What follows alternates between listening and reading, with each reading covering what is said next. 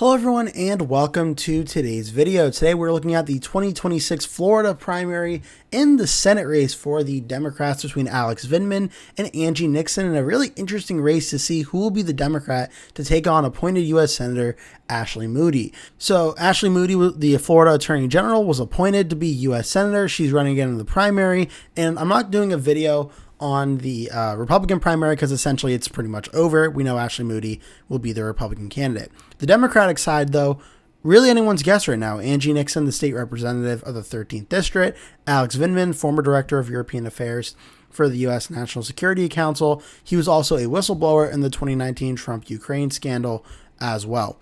Could be a very interesting Democratic primary, and one that is, like many others, starting to be a little bit of a proxy for the certain type of Democrat to win this primary. Angie Nixon has the endorsement of Maxwell Frost, Ilhan Omar, Ayanna Pressley, and Rashida Tlaib, including the YouTuber Miss Rachel as well.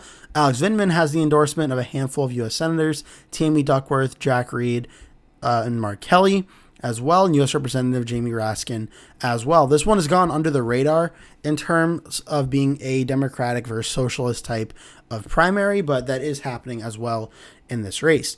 In terms of money, though, there has been a very big disparity as of June 30th, with Alex Vindman raising about $14.6 million, Angie Nixon only $625,000, with still $7 million cash on hand for Vindman. The polling has been very sparse in this race. There's only been one poll from Change Research, a Democratic pollster from July 9th through 11th, which showed Vindman at 34%, Angie Nixon 24%, with 41% of the vote undecided.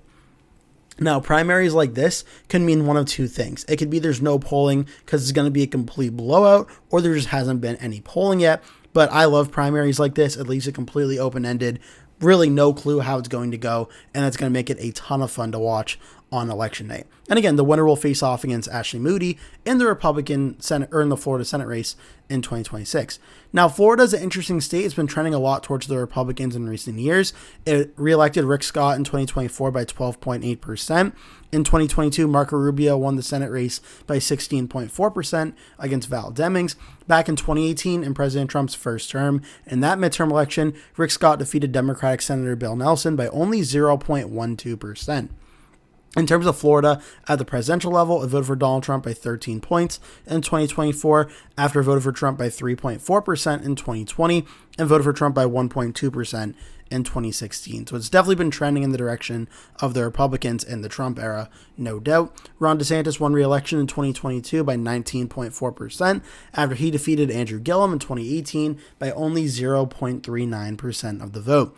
So even though Florida has trended into being much more of a safe, reliable red state than a battleground state, this time around in 2026, in a more Democratic-friendly election environment, a lot of Democrats are optimistic that maybe they can make the Senate races and the governor races competitive in this state. In terms of the Democratic primary and how it's going to play out, using the electionenjoyer.com election simulator, they have the simulation here of Alex Vindman versus Angie Nixon, how they have it going in their prediction. We're going to play through the simulator and see how it goes. And then on this screen, I can adjust the percentages to how I think it's going to go, or how the website thinks it's going to go, and such like that. This is going to be an interesting one because there has been no polling really done in this race. So I'm going to be very curious to see ultimately how it plays out. So let's hit play and we'll see the results start coming in.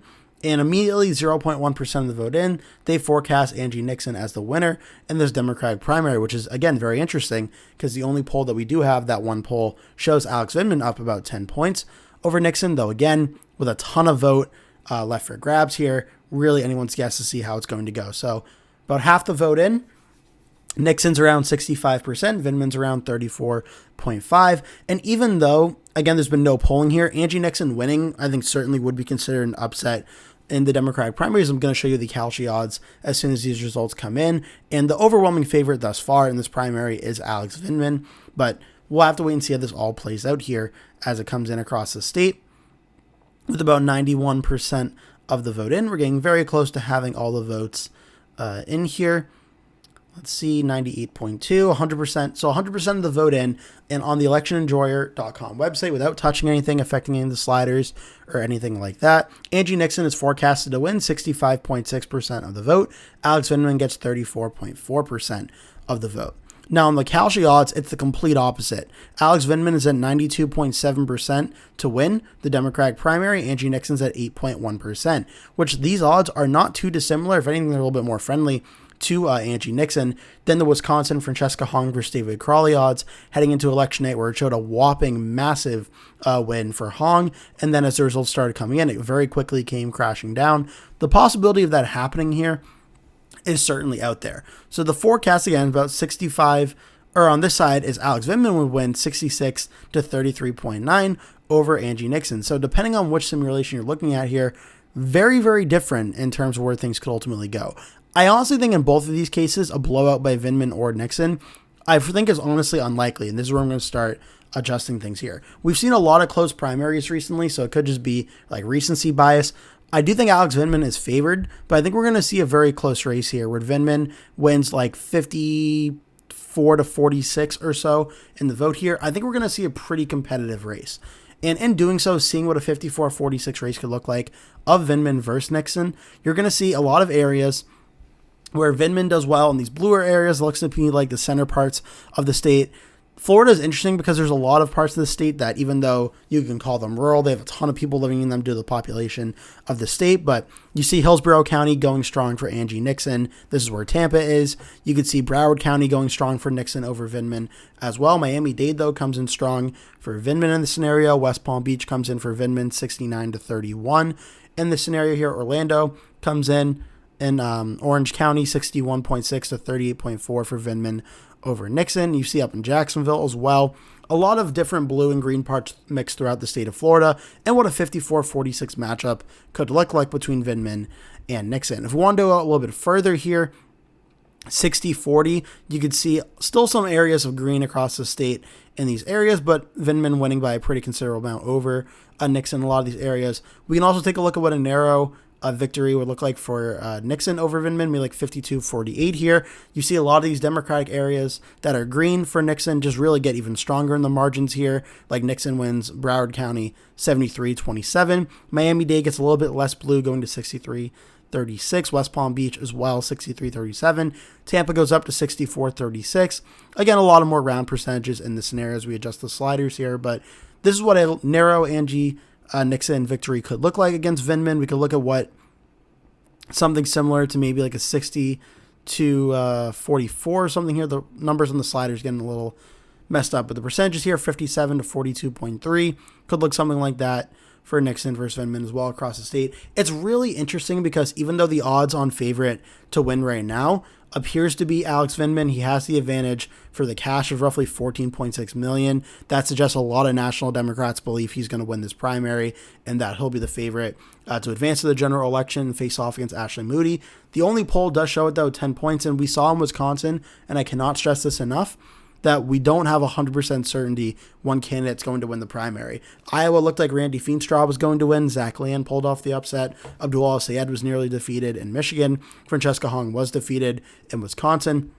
We never have 100% certainty on these primaries. So Angie Nixon definitely could pull off the win here. We're looking to see what it could look like if it did ultimately end up happening that way. But I think Alex Vindman is narrowly favored to win right now. But again, we're going to have to wait and see how it plays out on election night on Tuesday to get a 100% definitive answer. In terms of the general election, just looking really quickly here, from race to the White House for Alex Vindman versus Ashley Moody, they have Vindman as the likely Democrat to go on and win, and they have this race as a projected margin of victory for the Republican at plus 5.5. They come to that conclusion with the head-to-head polling showing Moody up by 5. The partisan lean to Florida about Republican plus 3.6. Experience winning gives the Republican 2.6. Approval rating gives the Democrats plus 0.1. Fundraising Democrat plus 0.4. And then factor in the national environment gives the Democrats plus 5.2. It all averages out to a Republican victory of 5.5%. On the Vote Hub website, they have Ashley Moody over the eventual nominee. They don't have it Vindman or Nixon. They have it more open-ended here, but they have a Republican victory of 6.8%, another likely Republican victory here. About 84.3% chance to win to the Democrats' 15.7%. But yeah, there's still, Vote Hub is cautious on which Democrat is going to win, Vindman or Nixon, and leaving open the possibility of either one here. But their vote numbers are around 53.4 to 46.6 here.